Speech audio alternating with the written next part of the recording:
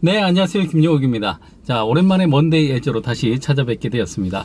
자, 이번 주에는 총 3가지 정도 소식을 전해드릴 텐데요. 첫 번째는 챗봇 강자 소식과 두 번째는 지금 현재 미국 기업들의 IT 기업들의 순위가 바뀌었다. 그리고 AI의 특허 건수, 이렇게 3가지 소식을 전해드릴까 합니다.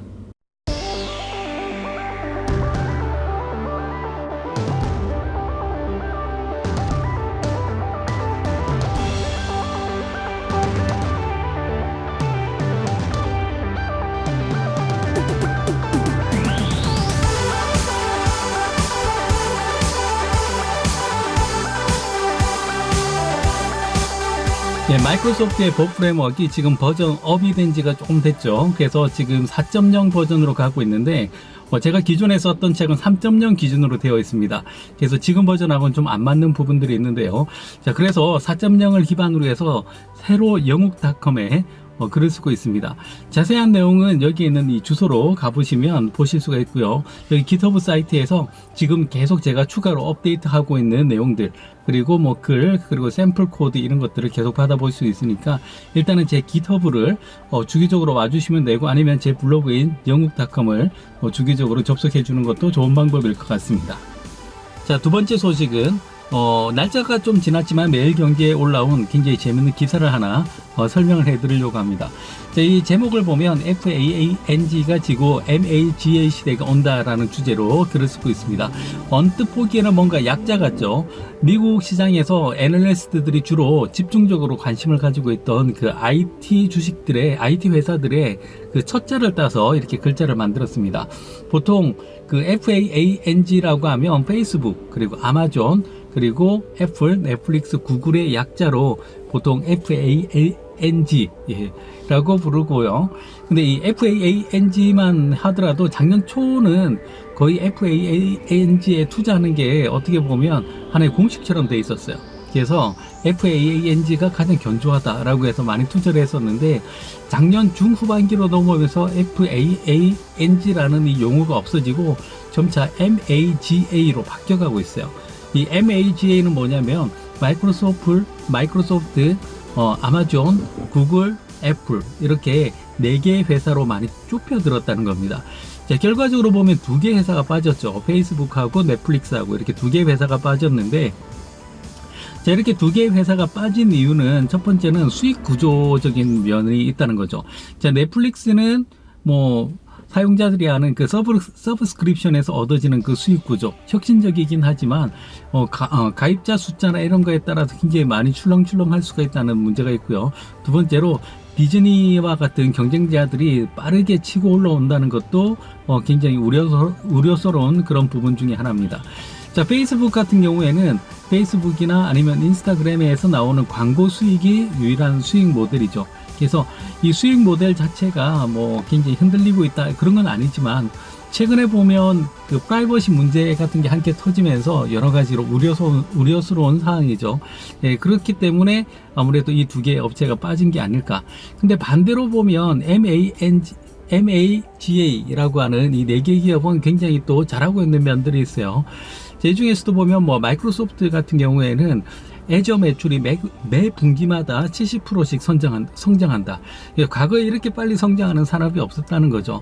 게다가 마이크로소프트 같은 경우에는 오피스라는 강력한 무기도 있고요. 다음에 OS나 그리고 기존에 거래를 했던 엔터프라이즈 기업들, 아직까지도 클라우드에 올라올 수 있는 충성스러운 고객들이 많다는 점에서 굉장히 높은 평가를 받고 있는 게 아닐까라는 생각이 듭니다.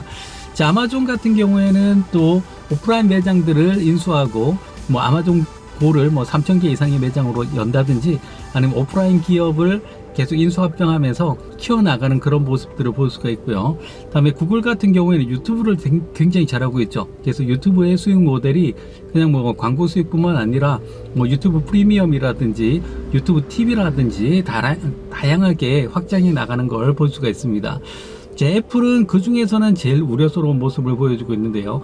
애플 같은 경우에도 서브스크립션 모델로 현금 수익원을 많이 창출하려고 하는 노력들은 보여요. 보면 뉴스나 아니면 게임이나 아니면 또 애플 TV 플러스 이런 형태로 구독 모델을 많이 만들려고 하는 것들은 굉장히 좋은 시도인데, 문제는 그게 애플이라는 이 플랫폼 안에 국한되어서는 안 된다는 겁니다. 그렇게 됐을 때 어떤 시장의 한계를 분명히 갖게 된다는 거죠. 게다가 지금 그 미중 경제 전쟁을 하고 있는 중이죠. 이런 부분에 있어서 애플의 매출의 상당 부분 새로운 이머징 마켓을 담당했던 중국 시장이 나가 떨어지게 된다면 이런 부분들도 애플로서는 굉장히 힘든 부분이 될 겁니다. 자, 어쨌든 지금 현재 그 정세 자체는 FAANG 대신에 MAGA로 넘어가고 있다. 이런 부분들 굉장히 재밌게 봐주시면 되고요. 여전히 마이크로소프트가 미국 시가총액에서는 1등을 차지하고 있다라는 점이 굉장히 재밌는 부분입니다. 자, 오늘 마지막 기사입니다. 마지막 기사는 세계 AI 특허기업 순위에 대한 기사인데요. 잘 모르는 신문이에요. 인공지능 신문이라고 하는 이 신문에서 나온 기사인데 기사 제목만 보면 마치 삼성전자를 약간 띄워주려는 그런 노력이 엿보여요. 그래서 제목을 보면 세계 AI 특허기업 순위 MS, IBM에 이어 삼성전자 세계 3위로 이렇게 되어 있습니다. 3위가 굉장히 대단하다라는 걸 강조하고 싶은 거예요. 근데 뭐 3위가 대단한 거죠. 근데 사실 보면 1등, 2등, 3등, 4등의 이 순위가 우리가 알고 있는 순위하고 좀 다르다는 느낌이 들 겁니다. 자, 먼저 이 1등을 보면 1등이 마이크로소프트예요. 1등이 마이크로소프트로 18,000여 건 정도 되고요. 다음에 2등이 IBM입니다. IBM이 15,000건.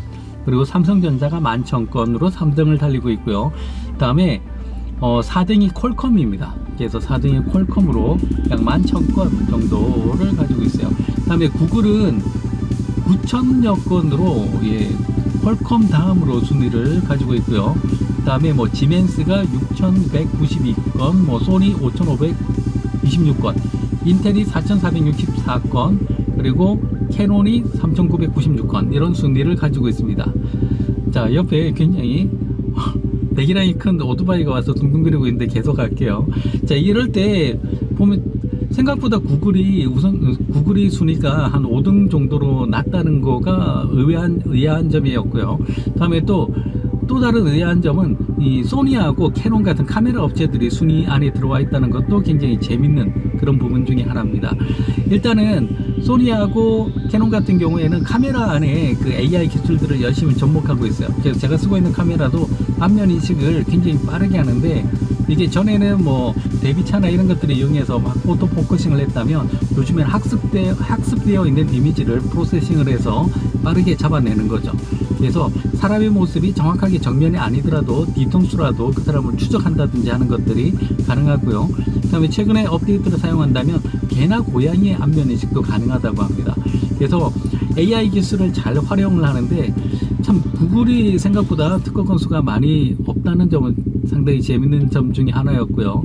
그 다음에 퀄컴 같은 경우에도 굉장히 요즘에 보면 핸드폰에 들어가는 핵심 칩이라고 할 수 있는 AP 칩 있죠. AP 칩과 그리고 바이오 칩 이런 것들이 요즘에는 핸드폰의 핵심 기능이다 보니까 그런 쪽으로 많이 들어가는 것 같습니다. 자, 그리고 앞으로 지금 AI 기술을 안 쓰는 데도 없고요. 그리고 AI 기술은 어느 정도 지금 현재 상향 평준화되어 있다라는 점에서는 굉장히 많은 분들이 공통적으로 호응을 해주시는 것 같아요. 자, 왜 그러냐면 제가 최근에 보고 있는 IT 컨퍼런스들 있죠. 마이크로소프트의 빌드, 구글의 구글 I/O, 그리고 애플의 WWDC 이런 모든 IT 행사를 보면 모든 행사에서 다 AI 얘기가 나오고 있습니다. 근데 AI 얘기를 어떤 식으로 풀어내느냐의 차이가 있지 AI 기술은 이제 거의 비슷해요.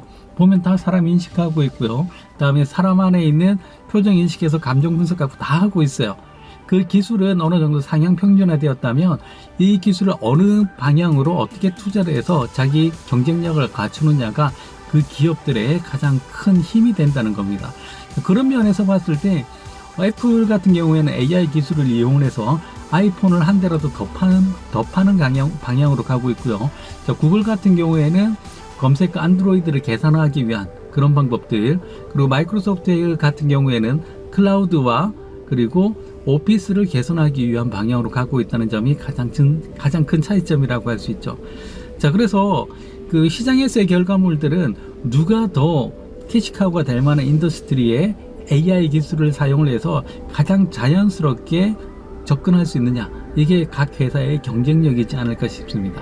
자, 그래서 AI의 특허 건수가 꼭 그 회사의 경쟁력은 아니지만 AI를 그 회사가 어느 방향으로 접근하고 있는지 그런 것들을 앞으로 잘 접근하시면 각 회사의 미래 가치를 판단할 때 굉장히 큰 도움이 될 것 같습니다. 자, 이번 주 소식은 이렇게 세 가지 소식 전해드렸습니다.